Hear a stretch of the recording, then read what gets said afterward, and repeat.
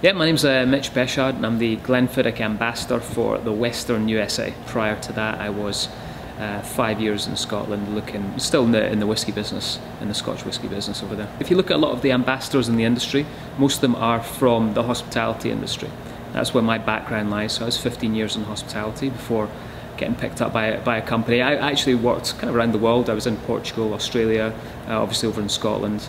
And I came back from Australia on my final trip and got picked up by a company and was lucky enough to start talking about whisky from that point in Scotland and going around a lot of the distilleries there, picking up a lot of knowledge. And then, fortunately enough for me, was picked up by William Grant a couple of years ago, and that was that. You see me here today. We have our distillery in Dufftown, which is the northeast part of Scotland in Speyside.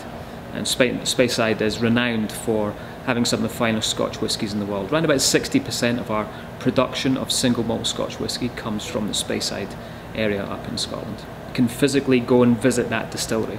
It does exist. There's a lot of legalities around about Scotch whisky. The first one coincides to age. We have to age it for a minimum of 3 years. You're never going to see a Scotch whisky that's under 3 years old. Another one is we can never have a Scotch whisky that's under 40% alcohol by volume or 80% proof, and it must be made and matured in Scotland. Whisky can be made anywhere in the world, but Scotch whisky can only be made in Scotland. Well, the biggest one for us when we talk about varieties is the 12-year-old. The 12-year-old is very much widely available. It's actually the most awarded single malt Scotch whisky in the world. But the one that's starting to get very widely available for us is the 15 as well. So that's in a lot of shops now and in a lot of bars as well. We also have an 18-year-old. We have a 21, a 30, a 40, and one that's not widely available is definitely the 50-year-old. We only had 6 bottles come into the US this year. Quite an amazing one with the 15-year-old. We released it in the year 2009, and 50 bottles will be released every year worldwide.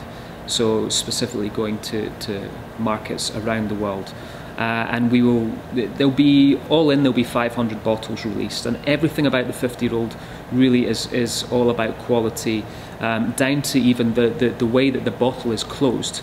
Believe it or not, the way it's sealed is hand tied by a world fly fisherman who's believe it or not, a competition world-class winner in tying knots. When it comes to fly fishing, which is kind of crazy. You know, the label of the bottle is done in sterling silver, hand engraved by a silversmith that's got a Queen's warrant. The packaging or leather, hand stitched. The bottle itself is hand blown, so everything's done by hand, and you know the attention to detail is unbelievable. The liquid itself, I've been fortunate enough to try it a couple of times now, and it's absolutely stunning. You know, I don't always talk about older Scotch whiskies being better, because I always say to people, find out what you like and don't go by the numbers on the age statement. But the 50-year-old, it's, I don't know, one of the ways I could describe it would probably be sublime. I mean, you nose this and you think for being half a century in a cask, you're going to get wood straight away on the nose. You think it's going to be very oaky, but it's actually very, there's these tropical fruits that come through. There's mango, there's pineapple in there initially, a little bit of smoke just in the back, but not too much. And then on the palate, it's velvety smooth, unbelievable.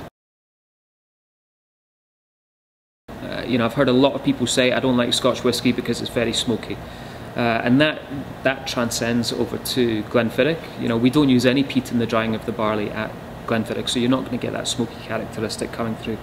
It's the characteristics of the 12-year-old. We talk about pear, we talk about vanilla, we talk about fresh fruits that come through. So it's actually very easy. It's for me that. What we call a quintessential Speyside characteristic.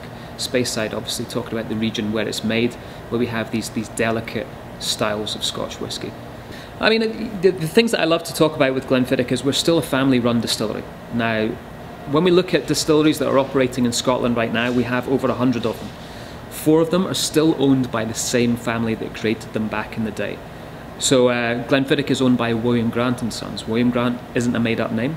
William Grant was the guy who took the family savings, which was around about £100 back in the day, and he found the site where Glenfiddich still is today, pulled in the help of his 7 sons, and they took a year to build the distillery. To this day, it is still completely 100% owned by the same family. So for me, that is something that really doesn't exist. To have a distillery that's been in the same ownership for 125 years is something that's very special. We also talk about Glenfiddich being very much this pioneering spirit within Glenfiddich, and what that lends itself to, or what that leads to, is the fact that we were the first ones to bring a single malt to the market.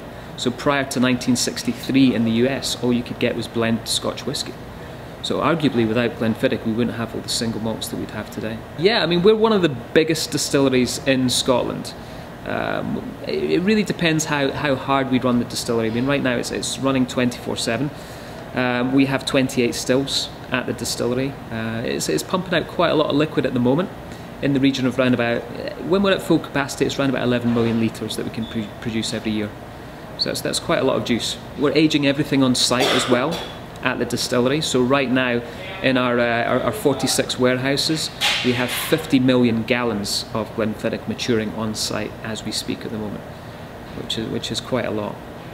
Yeah, absolutely. I mean, you look at, it's interesting, you look at the demographic of Scotch whisky now, and I would say the average age when I do a tasting is around about 35, and 40% of them are female.